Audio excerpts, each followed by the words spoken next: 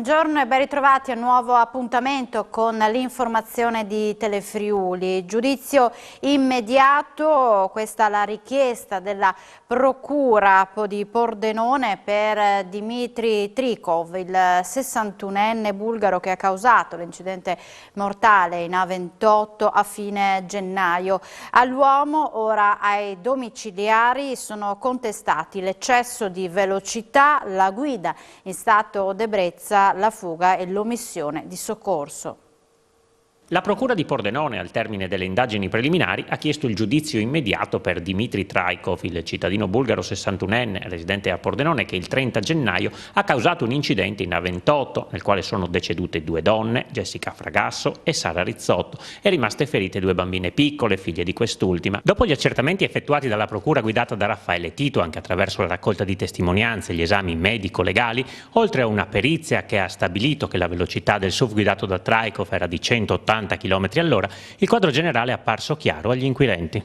Per questo, fa sapere il procuratore Tito in una nota, si ritiene che i profili di colpa si debbano individuare nell'eccessiva velocità tenuta da Trikov, nella guida in stato d'ebbrezza e nell'omesso rispetto della distanza di sicurezza rispetto al veicolo che lo precedeva. L'uomo, difeso dagli avvocati Loris Padalino e Gianni Massanzana, era stato trovato con un tasso alcolemico 3 volte superiore alla norma, ma solo dopo che era stato rintracciato dalla polizia nella sua casa, dove era scappato in seguito all'incidente e dove diceva di aver bevuto un bicchiere di vino per lo spavento, tesi che andrà dimostrata da una perizia durante l'incidente probatorio.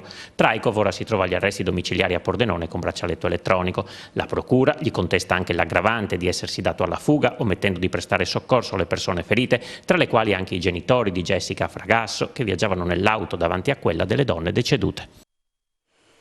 La perdita del carico da alcuni mezzi pesanti coinvolti in diversi incidenti stradali sta causando dalle 7:30 di questa mattina code e rallentamenti sull'autostrada 4 in direzione Venezia. Fortunatamente nei sinistri nessuno è rimasto ferito, ma i disagi al traffico si sono prolungati. Il primo incidente è avvenuto alle 7:30 fra 3 mezzi pesanti tra il nodo di Portogruaro e San Stino di Livenza. Alle 9 si è poi verificato un tamponamento nel tratto a 3 corsie sul ponte sul tagliamento. Dei 2 autoarticolati coinvolti, uno ha perso il carico di granaglie. Un terzo sinistro si è registrato alle 9:30 all'altezza del casello della Tisana e ha coinvolto 2 mezzi pesanti con la perdita di travi di legna. Le Fiamme Gialle hanno individuato una vera e propria industria del tarocco dove si riproducevano ricambi e accessori per auto contraffatti. Perquisizioni in tutta Italia, anche a Trieste, sequestrati 400.000 pezzi e denunciate 25 persone. Sono state eseguite perquisizioni anche a Trieste nell'ambito di un'operazione della Guardia di Finanza in diverse città italiane che ha portato ad un maxi sequestro di ricambi per auto contraffatti e alla denuncia di 25 persone. Sono oltre 400.000 i ricambi e gli accessori con marchi di noti brand sequestrati in tutta Italia. Oltre a Trieste, coinvolte Torino, Milano, Mantova, Teramo, Roma, Brindisi, Rimini, Matera, Reggio Emilia, Bari, Foggia e Potenza. Quello dei ricambi contraffatti rappresenta un business fiorente e redditizio e i consumatori sono sempre più attratti dai prezzi vantaggiosi praticati anche sul mercato dell'e-commerce, sottovalutando i rischi di sicurezza stradale cui si espongono a causa dei carenti standard qualitativi. Le Fiamme Gialle hanno sequestrato carene, parafanghi, coprimotori, coprisedili e spazzole tergicristallo, tutti con marchi di note case automobilistiche. Erano prodotti da una vera e propria industria del tarocco, al cui interno plotter e stampanti erano in piena produzione. Sono stati sequestrati circa 20.000 metri quadrati di carta per stampe in alta definizione, potenzialmente utilizzabili per la realizzazione di ulteriori produzioni illecite, da destinare anche alla grande distribuzione organizzata. In questo momento c'è solo un pensiero, quello di andare avanti da parte di tutte le istituzioni italiane e andremo avanti. L'Egitto deve darci l'elezione a domicilio delle persone che sono indagate, che sono membri della National Security egiziana e quindi noi lo pretendiamo. Così il Presidente della Camera, Roberto Fico, parlando del caso Regeni dopo il rifiuto a collaborare del paese nordafricano. E se l'Egitto non collabora, noi dobbiamo continuare a lavorare ancora più di prima, perché dice vogliamo arrivare a un processo in Italia nel quale sono indagate 4 persone che avrebbero sequestrato prima, poi torturato e ucciso Giulio Regeni. Davanti a questo noi non ci possiamo fermare. Il Presidente della Camera aggiunge di non poter in questo momento parlare di un'azione specifica, ma assicura faremo tanti tentativi senza dubbio. La prossima udienza è fissata ad ottobre e quindi abbiamo tempo in questi mesi anche di strutturare azioni importanti. Per i genitori di Giulio Regeni c'è sempre un grande pensiero di affetto, ma soprattutto la vicinanza delle istituzioni di tutta la Camera dei Deputati a Paola e Claudio Regeni.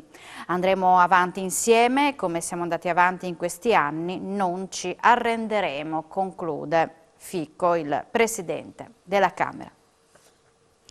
I soci dell'Assemblea della Comunità Linguistica Friulana si ritroveranno nel pomeriggio alle 17:30 a Udine. Giovani e scuola sono 2 dei temi al centro dell'attenzione dei sindaci del territorio. Ci anticipa alcuni dei temi il presidente dell'ACLIF, Marcus Maurmeier.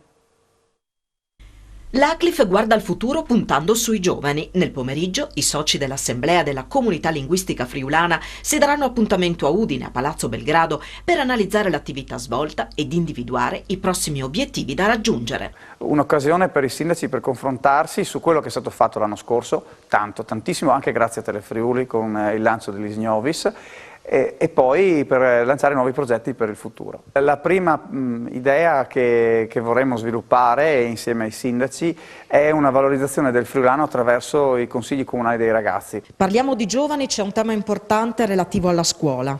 Tanti comuni stanno affrontando il problema della denatalità, che significa anche la riduzione del numero minimo di studenti all'interno delle classi. Questo significa chiudere delle scuole, perché nel tempo meno di 15 ragazzi significa doverli portare da qualche altra parte.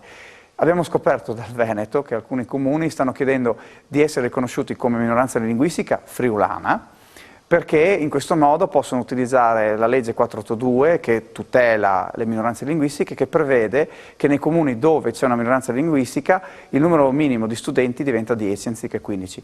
Quindi noi che siamo in una regione speciale, che abbiamo 3 minoranze linguistiche, dobbiamo chiedere che l'ufficio scolastico regionale avanzi una richiesta di aumento del personale per soddisfare le necessità delle minoranze linguistiche presenti nella nostra regione. C'è un'altra questione, quella della bandiera del Friuli. Vorremmo lanciare come sindaci una nuova proposta, che è quella che la bandiera del Friuli non sia esposta solo il 3 aprile, ma prendendoci noi la responsabilità, approvando un regolamento di consiglio comunale, introdurre delle altre date che siano significative per la storia del Friuli. Ed ora la pagina dedicata agli spettacoli, alla cultura. Andiamo a Udine, al Teatro Nuovo Giovanni da Udine per la 3ª lezione sulla storia del corpo. Il corpo umiliato nella storia medievale era il nuovo tema in scaletta al Teatro Nuovo Giovanni da Udine per Storia del Corpo, ciclo di lezioni domenicali organizzate dagli editori La Terza in collaborazione con la stessa fondazione del Teatrone, con protagonisti alcuni fra i migliori storici italiani in grado di presentare al meglio, sia sotto il profilo scientifico che quello della capacità espressiva e divulgazione, argomenti di grande fascino e suggestione. Dopo l'excursus sugli eroi di Omero e viaggio antropologico sulla Roma antica, la terza delle 4 lezioni in programma sino all'8 maggio su cosa rende un corpo eroico oppure divino o ancora degno di essere umiliato o mostrato è stata un sorprendente viaggio nel Medioevo fra bagordi e digiuno, soddisfacimento del corpo e penitenza, carnevale e quaresima. Maria Giuseppina Muzzarelli, docente di storia medievale, storia delle città e storia e patrimonio culturale della moda all'Università di Bologna, ha ripercorso un tratto di storia dominata da concezione sul corpo oscillante fra umiliazione e celebrazione che ha accompagnato buona parte della storia della nostra civiltà.